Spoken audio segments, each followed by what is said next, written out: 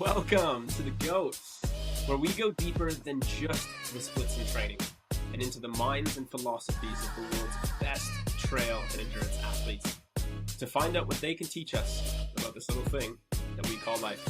I hope you enjoy. Hey team, I'm super excited to share my conversation with my good friend and assistant coach here at the Goat Farm, Harry Hickey. We obviously go into, how he found himself tangled up in this pretty cool world of endurance that he's built with himself. Not only is he a really prominent trail runner, having set a course record at one of the Snowy Valley trail runs in Kosciuszko, but also starting to put himself into, some of the top positions in some of the biggest trail races within Australia, this year being the 50K at Ultra Trail Australia. But not only that, he likes to dabble in a little world of paddling as well, where he's done the Molokai to Oahu Paddle World Championships and finished third in his category, which is a pretty amazing feat, being able to, balance and control these two worlds. So today we go into how he does that and his endurance mindset behind combining these two worlds, but not only trying to find the best success for him training wise, but also the best success for himself within his life, within his happiness, within his enjoyment, and how he uses training not only to get the best out of himself, but as a great opportunity to connect with others and have a lot of fun in the process. So without further ado, here's my conversation with Harry Hickey. Oh, Harry, how we doing, buddy? Good. So far, so good. So far, so good. What did you just do this morning? This morning we did a little sound check to make sure the body was still working after a little period of time away from running as the main focus. Went out to Lockleys and back up Perry's, and I'm still alive. So that's a good thing. How good is Perry's? For anyone who doesn't know and hasn't been to the Blue Mountains, definitely come to the Blue Mountains and go run Perry's. It is like you just said, it's a perfect test of how fit you're feeling out on the trails. Yeah, exactly. How much volume you got in the legs, how prepared you are to climb up hills. Yeah.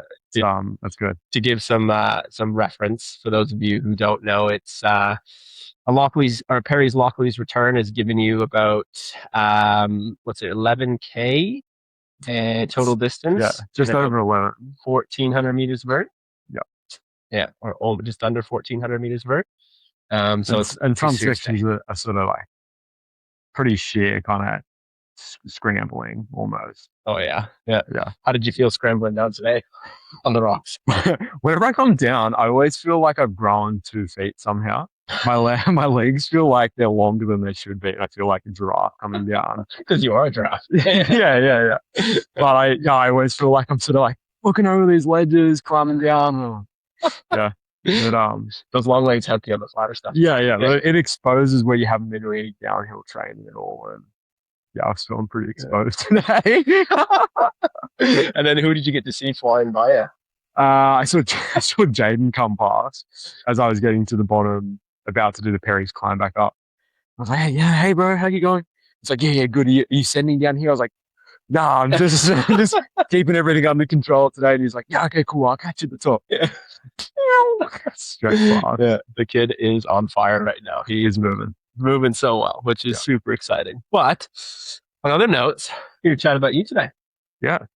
Ready to go. Find out a little bit more about you and your story. So for those who don't know, Harry was an athlete of mine a year and a half. Yeah. So what are we, 2024 kind of time? Yeah. And, after working together for a while, I was starting to, need someone to help to support me in my business. And for me as a coach, looking for someone else to, join to support. I wasn't looking for, the person who is necessarily, who's been maybe coaching for millions of years. I was looking for the person who's really good with people and could communicate well with people and understand and was empathetic, because as a coach, it's a really massive part of that. And that's something that's a little bit harder to teach. Whereas, the periodization of things, as we see nowadays, anyone can grab AI and periodize something. While there's still importance to that as a coach, it was the human side of things that I thought Harry would be a great coach. So he's now joined us as a coach, and it's exciting times. I know he's learning a lot. I'm learning a lot too. But yeah, Harry, share us a little bit more about how you've kind of found yourself where you are today, from maybe Harry as a young athlete and kid, and what's been the journey so far. Yeah, for sure. So I suppose, like any kind of running story, you wind back to where it all kind of like came from. And I was thinking about this a little bit, and I was trying to find the sort of definitive point in time where I thought, oh, yeah, I enjoy running and running something that I can see myself doing for a long time. And so if I kind of roll back the clock a while, we moved around a whole bunch growing up. My dad's in the Navy, and we had, different postings that we kind of shipped around with him. And at one point in time, we were living in Jarvis Bay, and I was sort of going through the phases of starting primary school and that sort of business, and making friends and all that sort of stuff. But something that we didn't have when we were living down there is like a normal Saturday sport routine.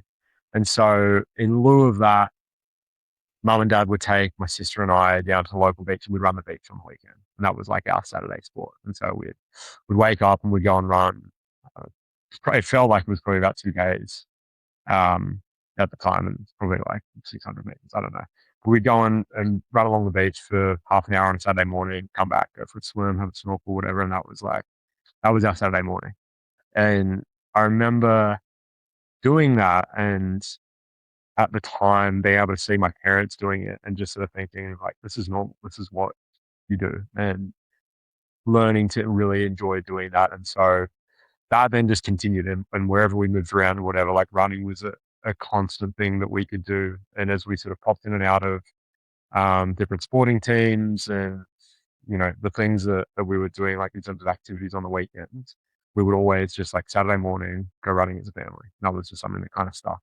And so I suppose my inclination to run and to see that as a bit of an outlet for spending time with people actually started at quite a young age. And then you go through school, you do athletics, all that sort of business. And I was never a particularly good short distance runner. And it was something that I didn't enjoy so much for the actual sporting side of it, but I thought it was like healthy because it makes you tough and that sort of thing. Mm-hmm. And then as I kind of kept growing older and that sort of thing, it became something that I would do with friends. And I fell in with a group of friends that had started this running club on the Northern Beaches. And it was just like a bit of a social catch-up group more than an actual running club. And a few of the crew in that were sort of starting to dabble with trail running and ultras. And I thought, yeah, that sounds pretty cool. And so through getting to know those people a little bit better, I got into the trail scene. And then as soon as I started doing that and taking myself out to the mountains on the weekends, I was like, yeah, this rips. I think I'm good at this. Yeah. And then that, like anything, that feeling of thinking I'm good at this and I've got a bit of you can see the potential of getting better. And I obviously enjoy the environment that you run in and that sort of thing. It's motivating and it makes you want to keep doing it. And so I sort of started setting training plans for myself and running more with friends. And then we'd create trips around running. And then, yeah, eventually I sort of got to a point where I thought I can only do this myself and set for myself and get to a kind of a particular level. And I sort of thought, I want to see how good I can get at this. And that's where I had a chance encounter with you at Kosciuszko National Park. And I was like, yeah, that guy's running fast. He looks like he knows what he's doing. That's such a cool little like first meetup story, eh? Where Yeah. I was doing my recce for Cosy in 2024, and I'm just come hooking by, and then all of a sudden, you're there, and I saw a couple of your friends that were like back, and then I don't even know. I just said, "Do you mind filming?" We were chatting or something. I think I saw you running, and you were running faster than us, and I was like, I'm going to see how long I can stay with that guy. And so I dropped the mates that I was running with, and went along with you, and we were chatting, and then you had a GoPro with you, and you're like, "Oh, I never get any footage of myself. Do you mind filming me?" I'm like, "Yeah, sure, guy." And then we just kind of ran together for a couple of Ks. And then I think I turned around at one point. I had no idea where the mates were that I had been running with. And I was like, I'm going to have to let you go because I don't know where we're actually running today. So I kind of need to stay in touch with those guys. Yeah, that was so good. Yeah. Then what, a month later or so you reached out? Yes. Yeah. So I ran Cosy that year and was like happy enough with how I did. But yeah, just thought I've got time, I've got the means and the ability to kind of dedicate myself a little bit more to running and learning more. And I'll turn to the one person who I know that can run mountains because you just run Cosy that year. Yeah. Pretty well, arguably. We had a good day. Yeah. First place is always a good day. Yeah. It was a good day. And yeah, that's kind of how it all kicked off. Yeah. How cool was that? Did you ever see yourself as like taking running seriously? Because you mentioned like you did a lot of it and it was part of a natural routine. You felt it was keeping you fit and strong, but you said something about like you never, short distance wasn't really your thing. Did you ever see yourself as running being a possible thing that you would try to compete in? No, is the short answer. And like I said, when I decided to go down the route of seeking coaching, I just wanted to see how good I could get. And it was like one of the sort of me against me type situations, chipping away at PBs, all that sort of business. And after working together for a little while, I remember you saying like, it'd be great to see you jumping on some podiums and things like that. Mm-hmm. And I was like, oh, that's cool. There's the guy who kind of like believes in me and that sort of business. And then we kept working together and that like belief in myself grew. And then I've been happy to be able to get to some of those sort of spots as well. Whilst we've been working together in like a relatively short time frame. And that's kind of just like growing the interest and the belief. And that's been really cool. But it stemmed from having someone else that was like, you can do this if you want to set your mind to it. That's actually like a really good thought there. Do you think you could have had that same belief in yourself and got like, obviously if you kept training, you probably would have gotten to a similar place of fitness, but do you think that belief of like, hey, I could actually compete in these races, do you think it would have grown in the same way without having someone there who believed you, or how did you think that changed? Probably not because like when we've been able to work together, or when you work with any coach, you sort of approach races a little bit differently, because as opposed to just thinking about from your own perspective, how you think you can do on that day, you've got an external voice that's able to analyze how you've been going, understand field of athletes that are competing at something, and say, hey, here's a plan that you can execute on the day. And for me, I find that really useful, because if I've got a plan that I know how to stick to, I can try and execute really well. But I'm not so great all the time coming up with that plan for myself. I'm good at objectively looking at it for others, but like when you're looking at it for yourself, it can be a little bit hard. So having someone else give you a plan and say like, this is how you're going to have the best day. I think you can do really well here. It gives you the confidence to really have a crack. And if the plan doesn't come off, that's all good. You tried and you were sticking to a particular thing. But yeah, I think that if I had kept chipping away by myself, whilst I could have probably built a really good fitness base, I wouldn't have had the confidence to actually turn up and have a crack at events and be like, yeah, I'm here to compete. And I think that's something like everyone can benefit from. I'm obviously a coach. I coach a lot of people. And so you'd think, oh, well, he should be able to coach himself. But having that other set of eyes, right, can really make a big difference on how you end up seeing your training, because you do get that other person go, well, actually, have you looked at it this way? Right? And you go, right. Someone to kind of pull you out of your shoes, right? And to push you into another set of shoes to look at the training. Yeah, for sure. Super important. Do you think though, so you were talking there about how, having that objective goal of how you're going to perform on the day, where do you think the line is between, because a lot of athletes and racers will go into a race, and as coaches now, you kind of have to approach the situation with an athlete a little bit differently at times based on the situation, where like, if they are someone who is competing, right, and they have maybe shown that they've won some races and they've done pretty well, then you can have that more objective of like, hey, I think it's possible to maybe, have a good day here, possibly get on the podium. But then there's other people who maybe that's not their current, picture of where they're going to end up.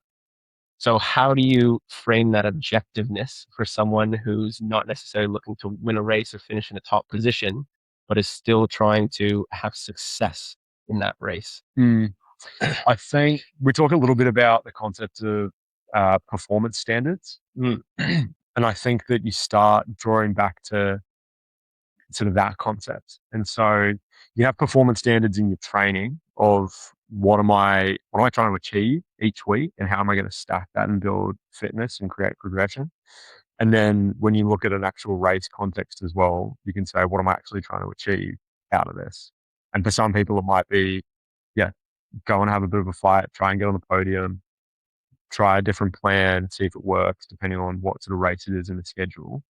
But for some athletes, it's like, okay, let's look at the performance standard. We're trying to improve over a fixed period of time. What's the goal that you want? So when you start to planning things, what does the best day look like? And you can take that, and as you're going through, I suppose, a program, think about, okay, is that best day really the best day, or can you improve that? And so set a performance standard for yourself that you're trying to achieve that maybe isn't getting on the podium. Maybe it's finishing Hounslow Mara in under 6 hours, which is a good day. But, you can kind of create a bit of relativity with regards to the athlete as to what the performance standard is. Yeah. And those performance standards can be very powerful. Can you elaborate for people the performance standard of the race, right? It can be, you can set a performance standard of, trying to win the race. You can set a performance standard of trying to finish the last 10K and feel like you can still run well, right? Could be a performance standard. Like I know I have a lot of athletes where we want to be durable in our running. So our performance standard of the race is like, hey, I want you to manage your fatigue in a way that allows you to still be feeling strong in that last 10K of your race. Because chances are they finish that race, they feel really good about it. But can you break down for people, how do you use those performance standards? Because we've talked a little bit about this when we're talking about working with athletes. How do those performance standards also help you in the process leading up to the race, like week to week kind of thing? Just on the racing part as well, in terms of talking about the standard you set for yourself, I find it really useful if you have set a goal and you have set, like, how do I want to feel after the end of this race? What am I trying to achieve? You can usually feel the point in the race where there's like a little bit of self-doubt and you're sort of thinking, it'd be easier if I just kind of backed off. Having something that is really objective that you're trying to achieve holds you accountable. And like ultimately, if you're out there and doing something, that's a win. But if you have a standard that you try to put in place for yourself that you're trying to meet for that day, and you get to that point in the race where you're thinking, it'd just be easier if I didn't really push as hard here, have the standard and have the ability to hold yourself accountable and challenge yourself. Because without it, it's really easy just to say, I'm just going to hike out of here. But on the training side of things, so for a couple of athletes, there are really key sessions that we're trying to hit throughout their week, and they've got busy, dynamic lives, and so things might change. We might have to move sessions, but the things that they're going to hit every week without compromise is an easy recovery run on Monday or Tuesday early in the week. They've got a threshold session, got a tempo session, they've got a long run. And that's like from a running perspective, for someone that might have 4 runs a week, those are going to be the, uncompromising, this is what has to get done. And there are usually other auxiliary runs around that, which are good to have. And in the perfect week, they all get done. But the performance standard is those key sessions. And I mean, for someone else that isn't running as much, it might just be easy run, speed, long run. And then 2 strength sessions, maybe a plyometric and a pretty core sort of general weight session. But they're the things that if everything else in my week goes sideways, that's what I'm getting done. It's your measurement of how your week went without putting that measurement onto how fast I ran in the session. Right. It's like, that tempo session or threshold session maybe wasn't the most ideal thing. But if I can look back at my week, I did my tempo, I did my threshold, did my long run, did my easy run. Right. So I've had a pretty successful week. right? Yeah. Nailed those sessions. And I mean, as you look at different athletes, there's other things that factor into that as well. Like you can think about, okay, what's my nutrition? Am I feeling well? That sort of business. Try not to have like too many blowout meals or whatever it is for someone during the week, but whatever the focus is for a specific athlete. But by having in place fixed things that are, this is what I'm doing without compromise, I find it really useful because especially when there's questions from an athlete back to a coach, you can refer it back to them and help them to think it through, being like, okay, that's fine. We need to move these runs around during the week, or something else has come up and we're going to have 3 days completely blocked out from training. And you sort of put it back to them a little bit and go, what do you reckon that the most important thing is? Do we need to do another just an easy volume run, or do we need to make sure that we get in that tempo session in? Yeah. Well, it makes the athlete think a little bit more about like, okay, the things that I'm doing are for a reason. There's an objective I'm trying to reach. What is it that I need to actually do? Yeah. And sometimes too, like asking the athlete what they want to work on. It's another big thing, right? Like a lot of the times, programs are there, they're developed and they're created in a way that's there to support the athlete based off our understanding of them. But understanding a true athlete is also what are the things that are important to them. Like maybe, we've got the schedule, but the athlete wants to, work on their hills, or they want to work on maybe developing a bigger aerobic base by doing more mileage, right? And it's like, if you're trying to help someone enjoy the process, right? Understanding what they enjoy doing or what they're kind of interested in is going to help build that adherence, right, to the training. For sure. I got to stop saying right. I've talked about this so much. We're just going to leave this stuff in. That's all right. I've noticed that now when I'm one time. It's like, right. It's like, no, maybe I'm wrong. Yeah. You say a lot of yeah. You're like, right? I mean, I think I know. I'm not sure anymore. Harry, tell us a little bit more, because we've talked a little bit about the running, the trail running, you build up to, now coaching and taking on this new endeavor, but you're also a multi-sport athlete. Like there's much more to you than just the trail running side of things. And I would love to know how that multi-sport has enriched your experience within endurance training. I really like how we can use terms like multi-sport now, as opposed to just like, you can't sit still and you have to go and do stuff. It's a way more eloquent way to talk about it. But yeah, I do a lot of paddleboarding outside of running. And so I sort of split my time, probably not 50-50, more like with a bias towards whatever the focus is at the time. So I've just come back from a pretty big paddleboarding race in Hawaii, and so the focus has been on paddling, and the volume in terms of time spent has been a little bit more biased towards paddling as opposed to running for the last little while. But yeah, so it's another passion of mine, and I actually couldn't talk more to the benefits of having multiple kind of things that you're able to turn your time and attention to, because inevitably, if you're spending a lot of time doing one particular thing, you're going to have little like niggles and issues that come up. And if there is something else that you're equally passionate about, that when you're limited in doing one of the endeavors, you can turn your focus to and support yourself into, it makes a big difference. So do you, with the paddling, do you feel like there's a pull towards one more than the other? I feel like paddling makes running more enjoyable, and running makes paddling more enjoyable. And so what I mean by that is that each individual thing doesn't become a chore, because it's not like I'm spending all of my time doing this one thing. I've got mates that I go running with, and I've got mates that I go paddling with, and the ocean is an environment that I love, and the mountains is an environment that I love, but I don't have to pick one or the other, because I get to do both. I'm like, that's cool. Yeah. And I think that's why we've seen a lot of success with you and your running performance wise, is because your ability to absorb the running training, its potential is increased because of all the low aerobic work you have done in paddling. And the big thing I've noticed within your training is that your running volume doesn't necessarily have to be as high, and you can still absorb some really good training, and you will go on a paddle, or a little paddle block, and you'll be doing more paddling. And then the moment you come into running, like that transition into running, it's like you absorb that fitness in a couple weeks, and all of a sudden you're feeling strong again. Yeah, and it's good. I mean, like that transitional phase at the moment we're running feels crap. But I know it'll only take 2 or 3 weeks of like a routine program and building volume to get pretty much right back where I was, which is nice. And when you like play things in seasons a little bit like that, it makes like I'm so hungry to get back into running right now, which is cool.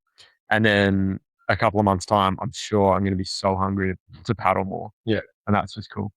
But yeah, you can only get your heart rate so high on a board. And so it just caters towards keeping you in a really low zone 2 for a long period of time as well. Yeah. Like depending on how long you're paddling for. But yeah, it's been good for that. Do you ever feel any tension between, I really like trail running. If I spent more time, could I be better? Is there any of that mental battle between the two? Or are you very happy knowing I'm going to put a lot of base into this board and then, putting in the trail running where it's important? Yeah, I think the one thing that I find is a little bit limiting about doing this balance at the moment is that to turn up and be competitive at races, I can only race to a certain distance at the moment because there's only so many hours in a week and I work full time as well. And so to do longer races, like step up into the 100 or the miler kind of category, which I would love to do one day and something that I plan on doing one day, it's just going to require more dedication to that one sport because it comes down to volume and like I could probably show up and get a race done and tick the box, but that's sort of not how I'd prefer to operate. And that's a great thing to dive in. So why don't you just show up and do the 100 or do the miler? I wouldn't recommend this. Well, go back to performance standards. It's the easiest way to answer that question. I've got pretty high performance standards for myself. Yeah. Well, yeah. The reason I asked that question is because there's like, as we know, there's a lot of people who go, "Hey, I just the miler or the 100K is like so, something about that number just intrigues me, and I want to do it." But I'm hearing from you that it's like I'm not going to do that until I feel like I have the body ready for it. Yeah. Why do you make that decision? It's nothing's either right or wrong, but why personally do you hold yourself accountable in that way? Yeah, to give the more complex answer to it is because when I go out and I like want to race a distance, in order to be happy to kind of move to the next sort of block or the next distance, I want to know that I did that the best I possibly could have. And I've done a lot of races now, and I still think that there's room to improve in the distances I've been running. Like I don't think that I've had my perfect day, and that might not ever happen, 100%. But I want to feel really satisfied with the distances that I've been racing at the moment before I move to something else. Like I don't want to just say, okay, I've completed that. Let's do the next thing. I want to say like I've completed that. I put it to bed, and it's not waking up again, sort of thing. Like I want to know for sure that I did the best I possibly could do. Yeah. And is that because of a feeling you want to get from that experience? Yeah. It's like an overall satisfaction, I suppose. And knowing that the training that I did and the lead up that I did was right, and I put in as much as I possibly could, really squeeze as much juice as I could out of it. Be satisfied with hopefully not throwing up at river stairs, eh? Yeah. Knack, I've got a bone to pick with you. Yeah. Luckily we're not sponsored here, so we can't get about anything we want. Yeah. Shout out to Pure Nutrition.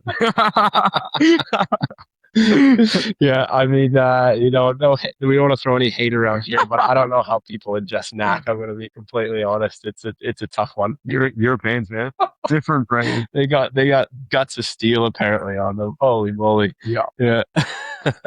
Well, like that's the perfect example though. Like I had a pretty good day out at UTA 50 until the last 2Ks. Yeah. And then I was looking at my guts at the bottom of further steps, and there's room to improve. Definitely. There was room in your stomach after that. Yeah. Well, tell us a little bit about that journey, actually, because that's pretty cool. I mean, you had your training was going really well. You had you had a couple niggles here and there of things that maybe, slowed down some processes at times, but you're able to work through those really well. Got to a point where you set course record down in the snowy mountains on the trail run out there, which was, imagine, a pretty cool point for you. And then building into this 50K where, I would say you're probably feeling the fittest you felt in the trail running kind of scene. Yeah. Tell us a little bit about your experience in that race, especially with the depth of the field and the competition. And, so it's a world trail major for UTMB, that 50K. Tell us more about that experience. So UTA, I think, has had a evolving feel to it over the last few years. And there's been people who have been involved in UTA for longer than I have. I've done it a couple of times now. But this year it felt pretty major. And obviously it's a world major now. And the only one we have in Australia, and that has attracted a lot of international talent, which is cool. And it's really cool to stand on the start line next to the likes of Ruth and Dan and, and Sage Kennedy to a lesser extent. But even still, it kind of makes you realize when you're approaching the event and you know that some of those people are going to be there, you want to turn up as like the best version of yourself that you can. And you want to feel as though you can run with those guys and girls for a little while too. And that's kind of how I approached it in terms of training and preparedness. And that's how I wanted to feel when I was standing on the start line. I wanted to feel like I belonged, rubbing shoulders with a couple of crew in the elite wave. And that was kind of in terms of having a why and having a thing that you kind of draw back to throughout training, which I think is really important. That was the thing that I sort of thought about. And the build for that wasn't perfect, but it was pretty good. I had a couple of niggles. I had a little knee thing that happened after that race down the Snowy Mountains, which I sort of knew going into it, but I had fitness in as well, and so I knew that I was going to have a good day. So that kind of set me back for a few weeks after that. But I had a really good kind of 3 months leading up to UTA, and we executed a plan really well.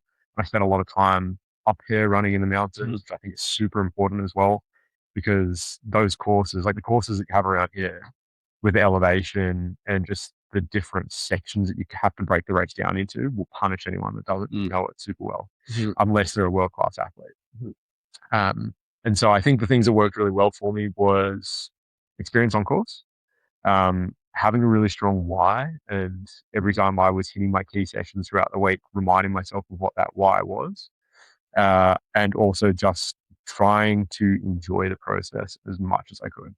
And so every time I came up here to go for a run, I try and link with friends before or after, and make sure that it was never becoming a chore. And I think that worked really well. Yeah, tell us a little bit more about your why. What was that why that was, you're keeping in your mind to drive you through it? Well, like I said, I just wanted to feel like I belonged on the start line, and I knew that I was going to be in the first wave, and I didn't want to feel like a fraud standing there. I wanted to feel like you're here because you deserve to be here. And I did, which was a really cool feeling, and I wasn't expecting to. Even leading into it, like the last couple of weeks going into the event, I thought I wasn't going to be even really in touch with a lot of these crew for a lot of the race. But when I got to the line, I exchanged a couple of words with Dan, and that was cool. And I saw you on the start line, and that was cool. And I just felt the fittest I'd ever felt, and stuck with a lot of those crew for a long while, which I was pretty happy about. Like really proud of, actually. Yeah. And I think that's another reason why I think it's so cool and what I wanted to bring you on and share your stories, because when you started this, like, you were not that person bumping shoulders at the front of the lines with these guys, like, whatsoever, right? I guess you were fitness, you were fit, you had a good base on you, but you still maybe would have been at the front of that middle pack, maybe pushing up in the fronts, maybe on some local races. And I think that's been so cool for me to see in your development as coach. And it's been exciting because I know how it feels on your end too. But to see you actually being in that position now, and coming from someone who wasn't in that position to turning yourself into an athlete, into a person who can be there and feel like you deserve to be there, is so cool. And I remember as I was watching the race and not racing, we were going to one of the checkpoints, and this was along the cliff tops. So it would have been Probably like what was 14 that? or 15K there. Yeah, something like that. Yeah. Yeah. 'Cause it was just before the Fairmont 14, checkpoint. 16K in. And I saw Dan come through in the top of the crew. And I was like, okay, cool. So like, Harry will be, yeah, maybe 15, 20 minutes back or something like that.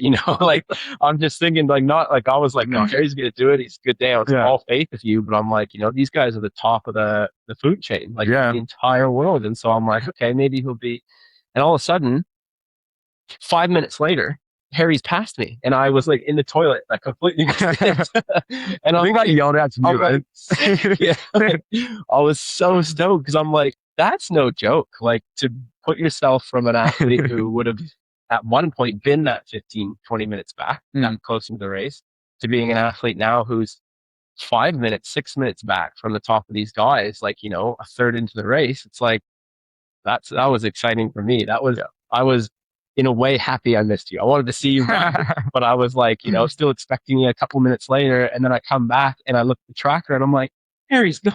He's already through. I'm like 10th place or something like that. I was like, that's pretty cool and that's exciting. And yeah, I mean, tell me, how are you feeling in that moment where you are truly in the middle of it? You're in the middle of the race. It's not just the feeling at the start line, which sometimes we can have all these amazing feelings at the start of a race, and then you're halfway through the race going like, oh no, this is not happening. But it was kind of happening for you. Yeah. No, it was cool. I think that race is a great example of why course recce's are so important.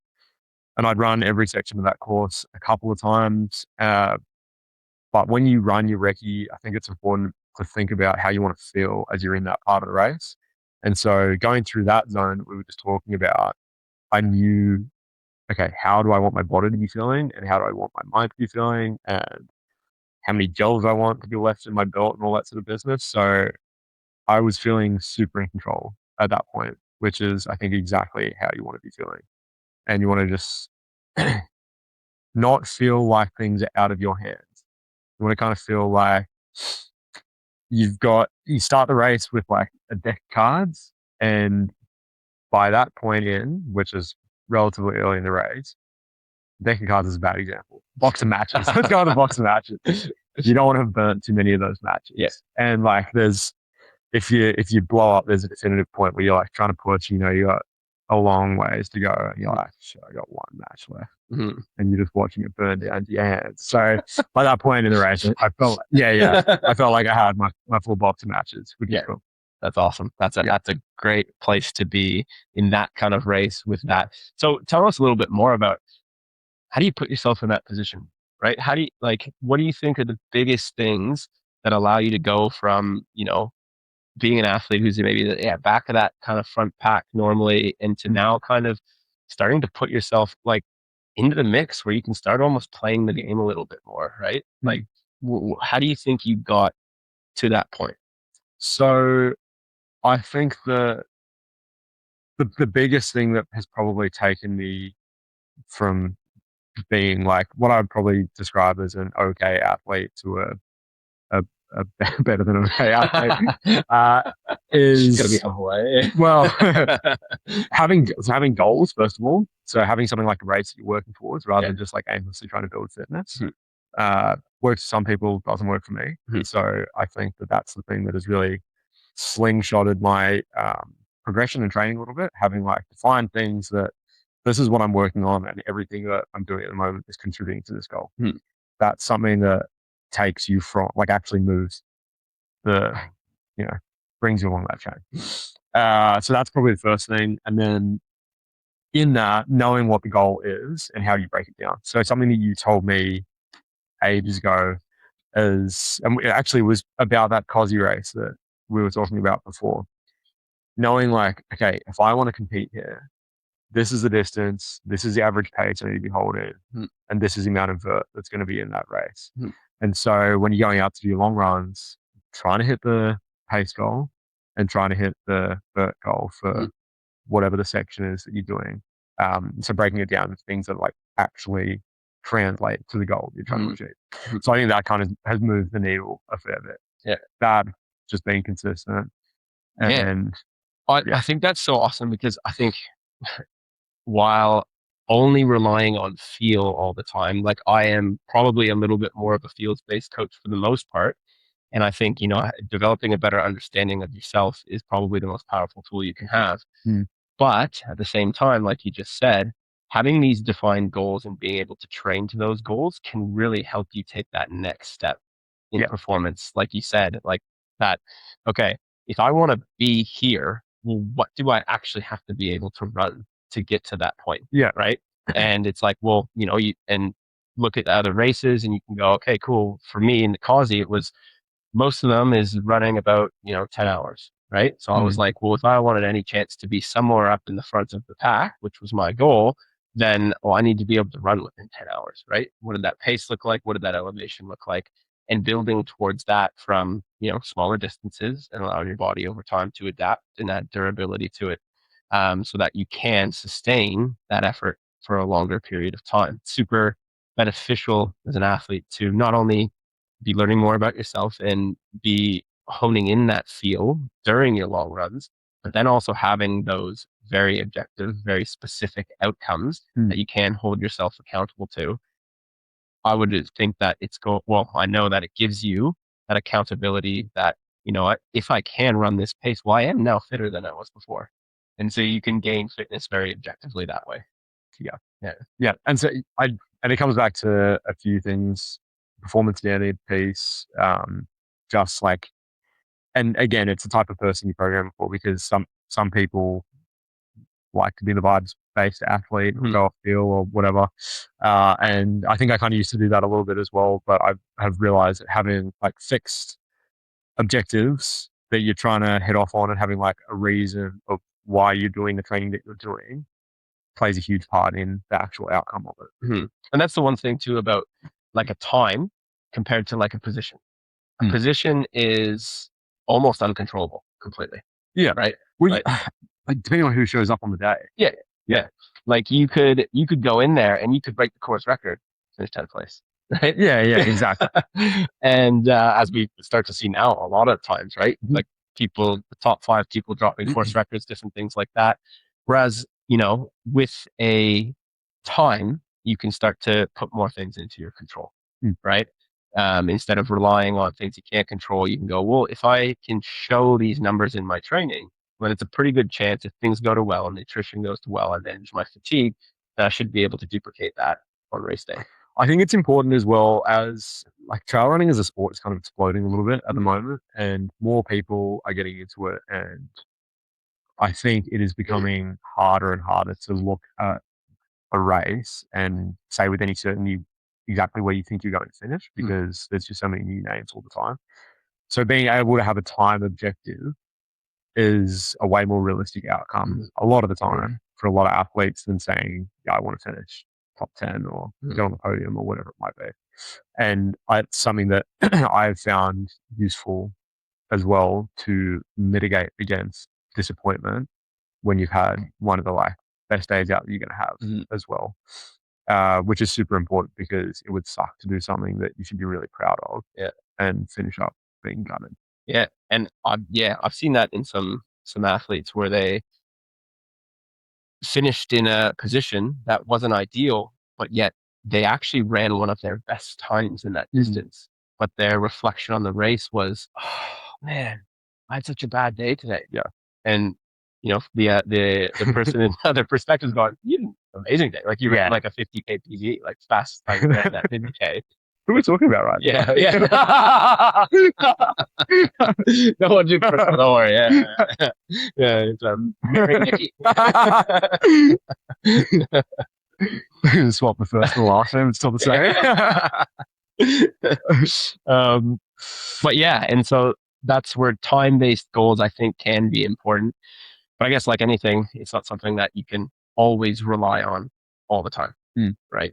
Like you need to be able to, if you hit that time or you have that goal, the time's going to be realistic, first of all, right? If you're going, fastest 50K I've ran with 2,000 meters elevation is, let's say 6 hours, and then you're cut an hour off that, right?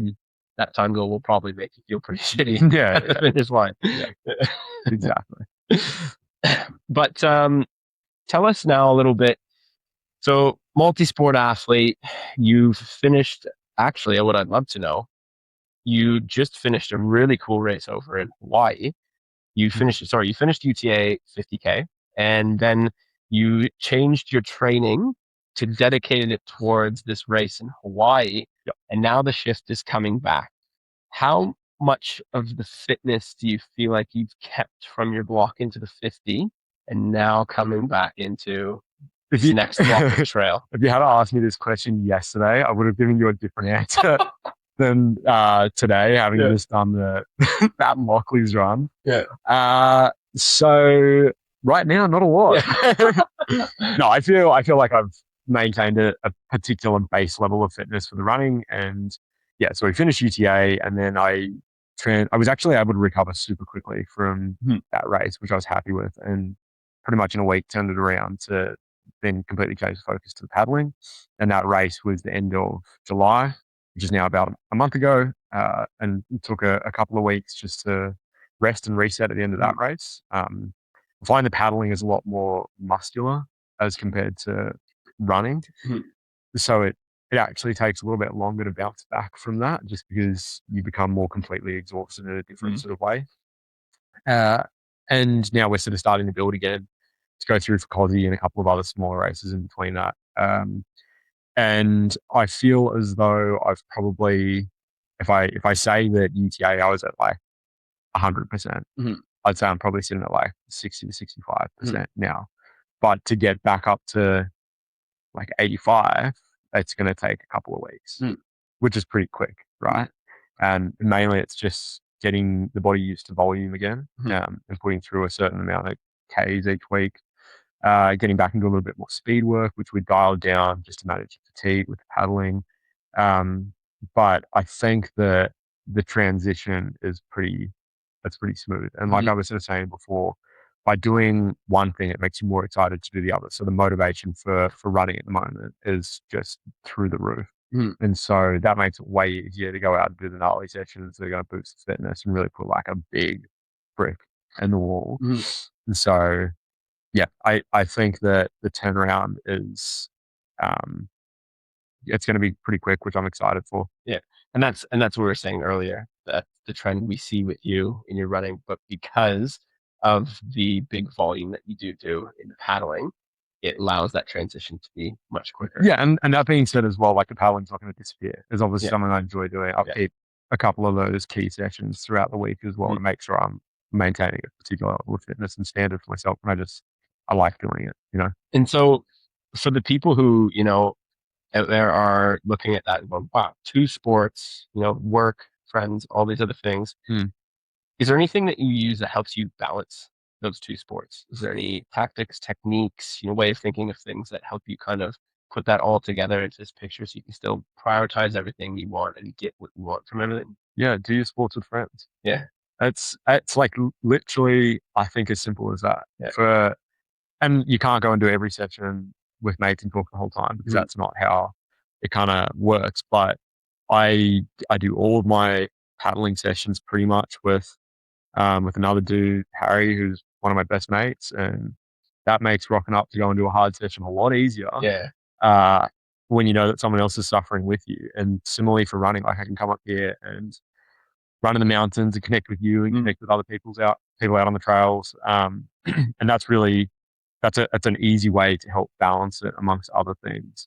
But also the sport and the physical side of things is and most people would know this as well, is a fantastic release from work and from, sitting at the desk and all that sort of business, because you're just itching to get out there, move your body, be physical and active. And it is a good way to clear your head and think through things. And so without being able to get out and do the amount of physical activity that I do, I think I would go crazy sitting at the desk. And equally, if I didn't have a reason to sit down and do nothing for a couple of hours every day, I'd probably burn myself out. So work, apart from letting me earn an income, has a really vital role, and it creates this forced rest period for myself. which is pretty Part of useful. the training. Yeah. Recovery is training, right? Yeah. But I'm also a pretty heavy believer in that you create the life that you want to create. And if you want something bad enough, you make it happen. Mm. And so if you got a full day of work and you have to hit 2 sessions, you get up at 5 and you go and do your run, because you want to do it. Yeah. It's not because it's like this imposed task that you have to do. Like, I want to turn up to races and run well. So I get up early and I do my run. I go to work and then I go to the gym in the Arvo or paddle in the Arvo, whatever it is. But yeah, you having the why of why you're doing what you're doing is really important, because otherwise, it's pretty easy to chill out in for a little bit longer. Do you ever have those mornings where you don't want to go do stuff? No. No, because I know how bad I would feel if I did. Yeah. Just like lean into that feeling. Yeah. And I mean, obviously it is important to rest and recover. Not saying that it's not. But if I decided to blow off a session because I wanted to get 20 more minutes sleep, I would be thinking about that for the rest of the day. It'd be hanging over my head like a dark cloud. Do you think that's something that has always been with you, or do you think that that's something that's gotten stronger over time? I reckon that's probably gotten stronger over time, and probably as I have transitioned a little bit towards being someone that sees myself as showing up and competing and taking things a little bit more seriously. And so, being a little bit tough on yourself when it's necessary. Yeah. Here's another good one for you. Take away the outcomes of performance, right? Would your life look any different if training for that race to compete and be at the front with those top guys, if that kind of motivation why wasn't there? Would your life look any different anyway?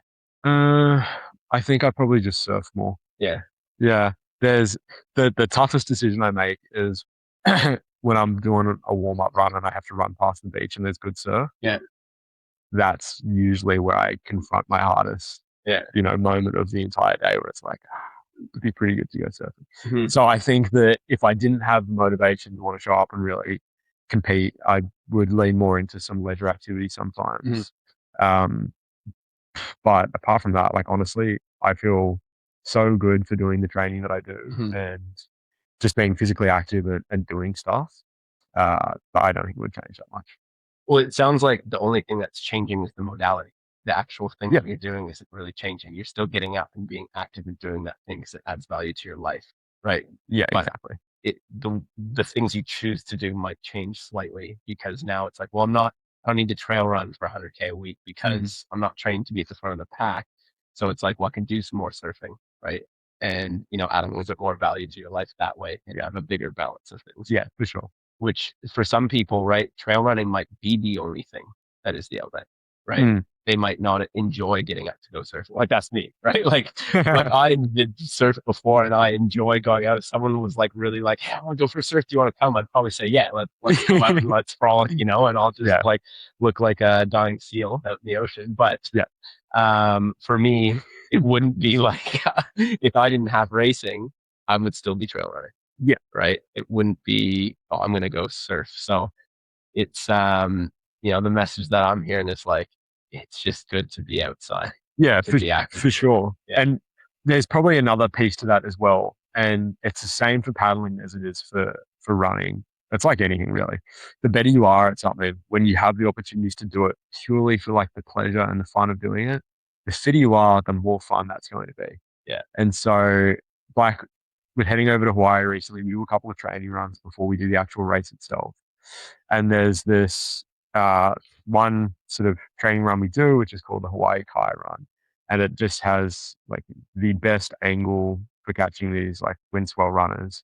And you're able to enjoy doing that because you're fit. But if you turned up and you weren't fit and you couldn't push yourself down the face of these waves, you would just have a terrible time. Yeah. And you'd be battling the elements the entire time. But because you got the fitness, you can lean into it and just have the day of your life. Yeah. But if you weren't fit, it'd be shit. It's the same for getting out on the trail as well. If you got the base fitness, you can go and Yahoo with your friends and enjoy it, jump off rocks, as opposed to being that guy that's this sucks. I can't even see. I'm so tired. I think it's the moral of the story there. Get fit to have more fun. Yeah. Yeah. And I mean, I think that changes as well as you grow up, or grow up is the wrong word, but as life changes.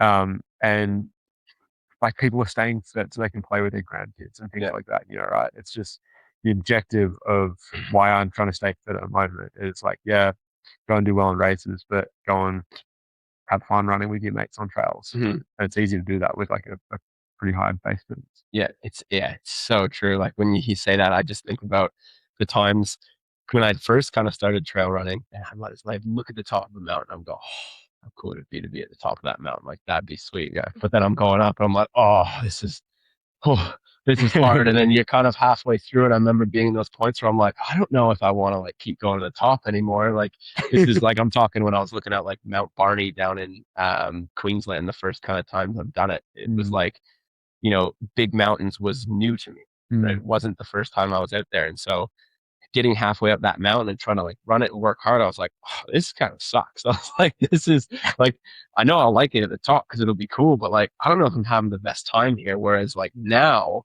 I look at that mountain and I'm halfway up and it's like endorphins are flying now. Right. And so that idea of like, yeah, get fit so you can have more fun, that resonates a lot with me. Yeah. I'm sure it does with other people too. Yeah. And there's the moment that like creeps in every now and then. And as much as like I try to keep the ego pretty quiet most of the time. But if you're going up a tough climb and you're feeling pretty average and you go past someone else, you can kind of think, I feel shit, but at least I don't feel that bad. Yeah. You know what? I would be lying if I had never thought that. I never thought that. It's so true.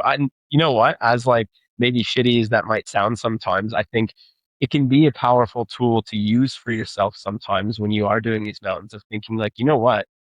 Who else is out on this mountain right now? So like, no matter how quick you're moving, if you're coming up this like massive mountain or, trail or wherever, and you're looking around and you're one of the only people out there, it's like, that's pretty cool. Yeah, no matter how quick you're going, right? Yeah. Because you're out there and you're doing it, right? And you're obviously fit enough to be able to get out in the morning before work and go run 90 minutes in the trails. Yeah. And there's no way that you're ever going past somebody else without having the like obligatory, like, hey, how's it going? Yeah. And that's just like, that's a nice thing. Yeah. And everyone gets past at some point too. Yeah. That's the thing, right? So you're thinking like, well, I'm the person who always getting past. It's like, you know what? I've been passed on the trail. I got past today. Right? Yeah, Harry got past everyone, the top, doesn't matter who you are, Jim Walsh, Achille Jordan, they've been passed at some point in their life, right? We've all had that feeling or experience, so don't let it like, hit you in the heart too hard. That's the cool thing about spending enough time out on trails and I don't know, experiencing the sport for like the whole spectrum of it.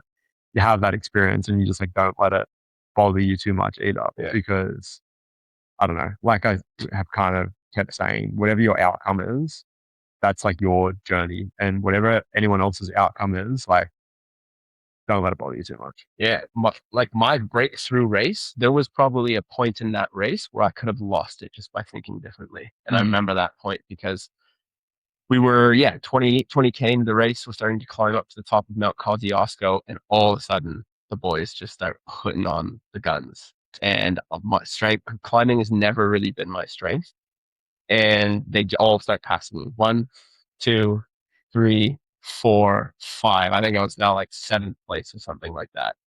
And in my head, I'm like, oh, am I starting to have a bad day? Right? That was the first kind of thoughts. Like maybe I went out too hard, right? All these things I said, you know what? No. I was like, I started to really think, like, I feel good, right?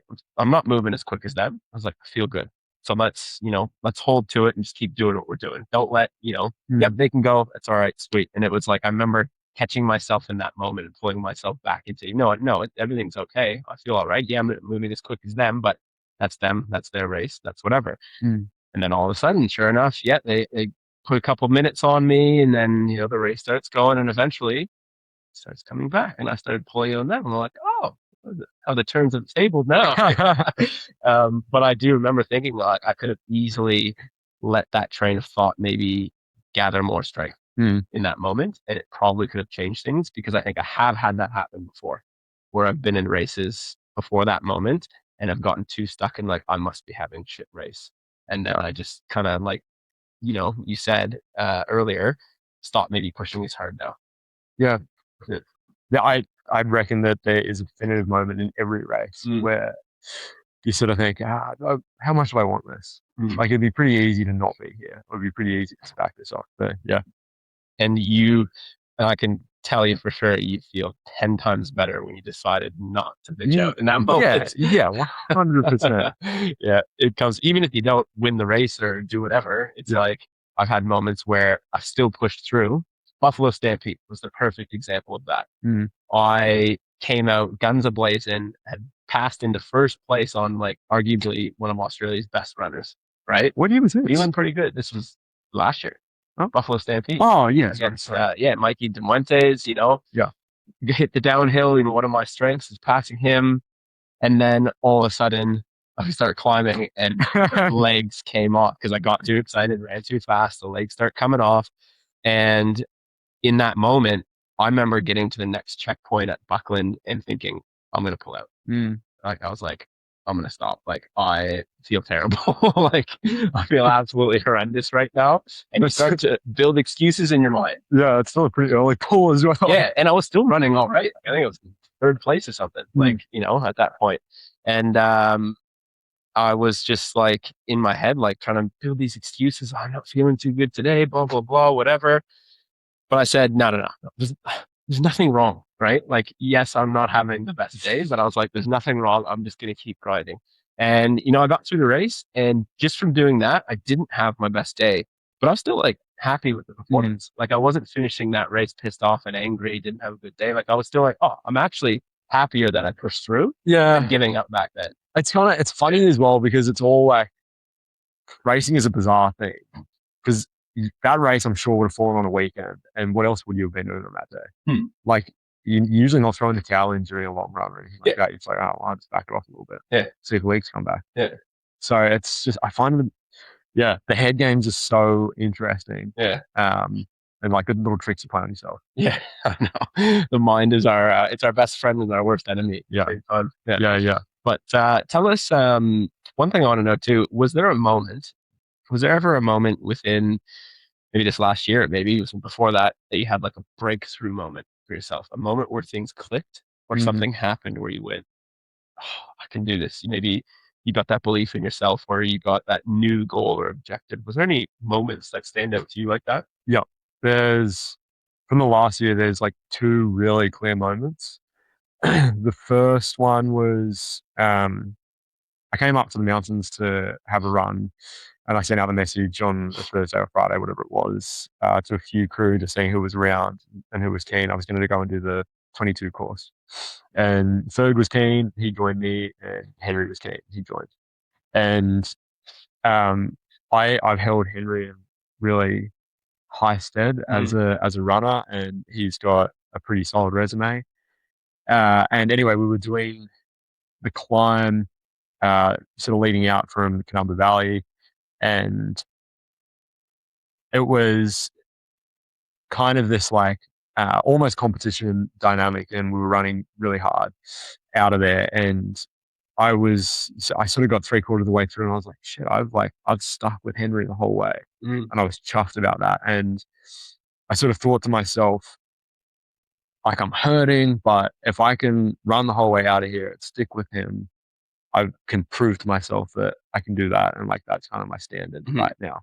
And so we did. And I was so stoked when I finished the run. I was like, I can roll with the big dogs. And that was like a really cool moment for me, because I've got a lot of respect for Henry as a runner and as a person. And then like went back, got a coffee or whatever, had a shower, and was sort of going through the previous year's UTA times and the time that we ran. And like, we were going hard, but I wouldn't have said that was a race effort. And the time that we ran would have put us in like the top 5 from the previous year's UTA. I was like, oh, I'm getting quite good at this. And so that was a really nice moment. And it was just like, it was an epic run with 2 people that I love running with in the mountains. And that was sort of like one moment of feeling a bit of breakthrough, and really feeling like everything was coming together. And I just picked up a sponsorship as well, so I was sort of happy, and I felt like I sort of belonged, and that was cool.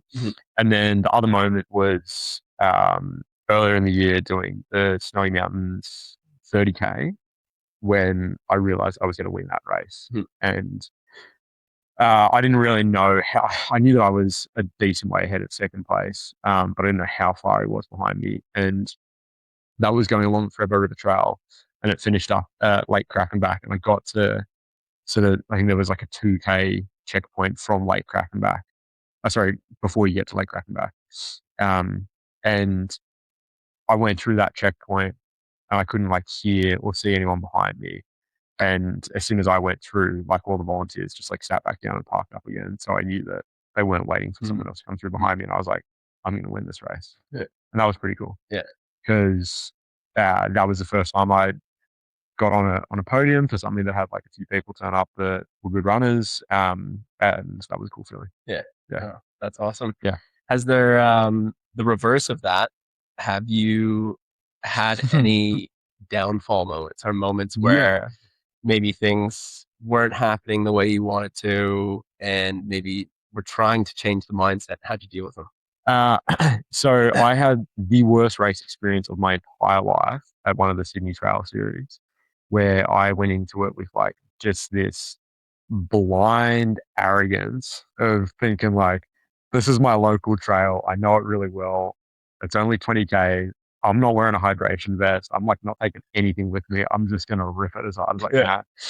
And at like the 14th K, I like said out loud to myself, you're bonking. Yeah. And things just went downhill so quickly. And I got to the finish line, and I I said to the person in the first 810, don't let me close my eyes, because if I fall asleep, I don't think I'm going to wake up.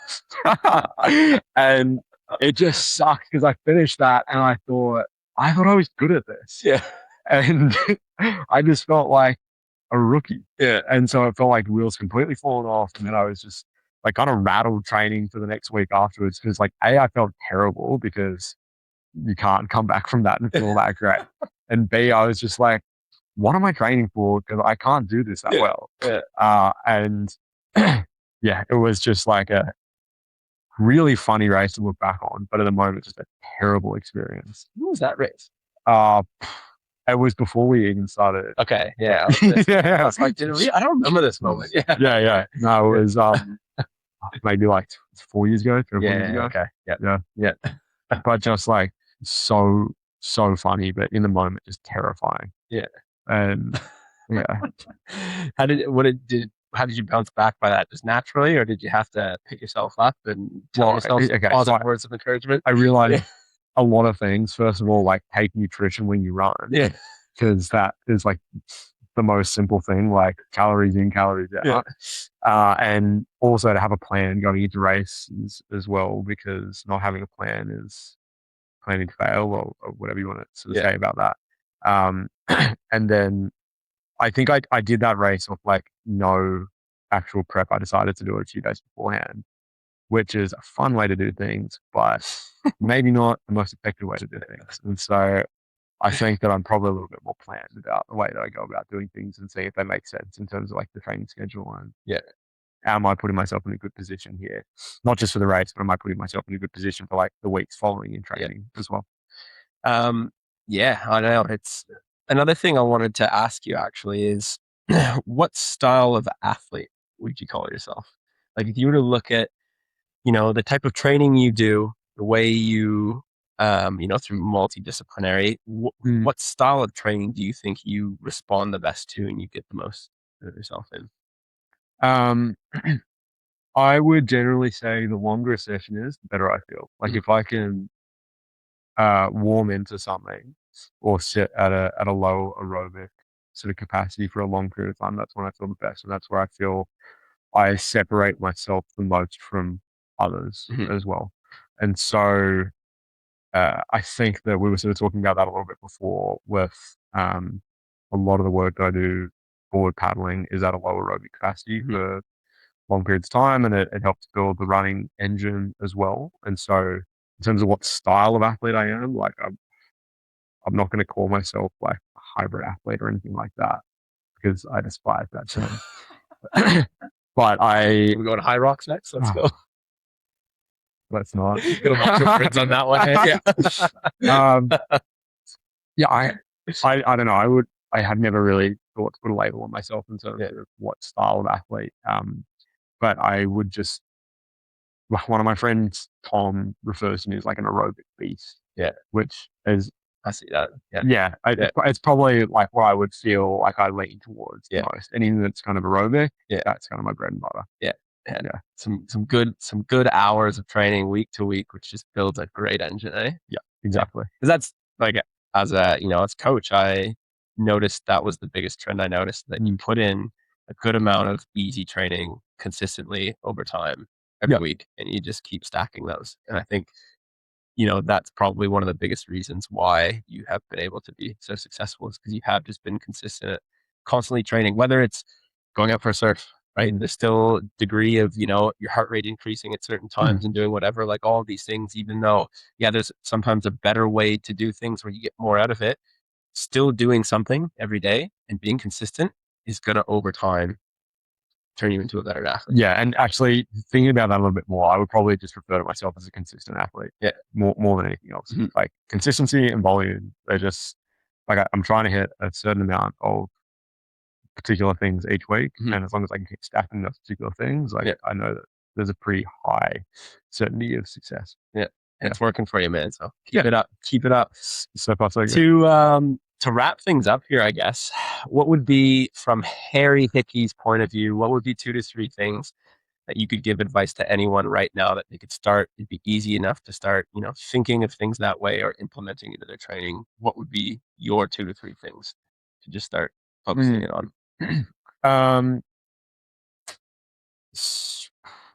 Trying to think of like the highest impact ones. A good piece of advice I got ages ago from a surf lifesaving coach was rubbish in, rubbish out. And at the time, he was referring to how many Tim Tams I ate and how that didn't translate to good nutrition. But I think that, it's nutrition based. Like, feed your body good food and you will have better outcomes, but also do have good quality training and you'll have good quality results. And the second thing is probably just consistency. So I like to do the same things at the same time each week. And I think that is massive in terms of helping me keep like an even keel with balancing schedule, but also just like keeping things consistent in terms of how my body responds and how it can recover, and how it can tolerate load over a long period of time. And it takes away the fatigue of like thinking about what am I doing on this given day. Yeah. So rubbish in, rubbish out, and keep things consistent. Yeah. And that's something that some people think to be, or can see it as boring or maybe ineffective or maybe not the right way. But I've seen it in your example. I've seen it in many other examples that like having that routine of the same thing done each week can be super valuable and super important. Well, the other side of it as well is that it lets you, if you're keeping things consistent and you're going to change something, you're only changing one variable. Like you're only changing one session, you can see how you respond to that one session or whatever it is. Like if you're going to chuck in another weight training and all of a sudden your recovery starts tanking, that's probably that extra weight training. Or pick any other example you want to. But by keeping things consistent, you can then change other variables and know the success rate of that change. Yeah. And that's super important with training because experimentation is super important, right? To try different things. But if you change too many variables and you don't know what's the variable that moved the needle or dropped the needle. Yeah. Right? Yeah. And it's equally important for moving the needle as well. Yeah. Because then you can start factoring in, other bits and pieces that are going to also move the needle in the same direction. Awesome. Hey, thank you very much for your time today, man. I appreciate that. It was good to have a chat. If anyone wants to reach out to you, they got any questions or anything like that, how would they find you? I reckon just reach out to the Goat Farm Instagram. Yeah, that's probably the easiest way, and we get in contact through that. There we go. Love it. Yeah. Thanks so much, man. Hope you have a great rest of your day. Yeah, cheers. You too. It's been fun. And that was my conversation with Harry Hickey. Please, guys,